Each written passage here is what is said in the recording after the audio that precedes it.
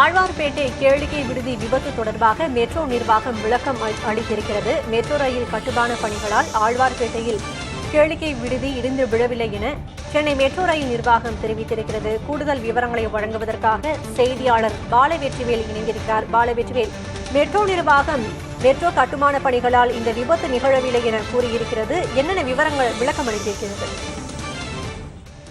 சக்தி, ஆழ்வார்பேட்டையில் உள்ள செக்மேட் கேளிக்கை கிளப்பில் கட்டடம் இடிந்து விழுந்தது தொடர்பான விபத்தில் 3 பேர் மரணம் அடைந்திருக்கிறார்கள். இந்நிலையில அந்த ஆழ்வார்பேட்டை செக்மேட் கேளிக்கை விடுதிக்கு அருகே மெட்ரோ ரயில் கட்டுமானம் நடைபெற்று வருகிறது. எனவே மெட்ரோ ரயில் கட்டுமானத்தில் ஏற்பட்ட அதிர்வுகள் காரணமாக கேளிக்கை விடுதி கட்டடம் இடிந்து விழுந்துள்ளதா என்கிற ஒரு கேள்வி எழுந்தது. இந்நிலையில் சென்னை மெட்ரோ ரயில் அதிகாரிகள், குறிப்பாக பொறியாளர்கள் நேரடியாக கேளிக்கை விடுதி இடிந்த இடத்திற்கு சென்று அதிர்வு சோதனை உள்ளிட்டவற்றை மேற்கொண்டனர். அதன் மூலம் மெட்ரோ ரயில் கட்டுமானத்தால் இந்த கேளிக்கை விடுதி கட்டிடம் இடிந்து விழவில்லை என சிஎம்ஆர்எல் தற்போது அறிக்கை வெளியிட்டிருக்கிறது.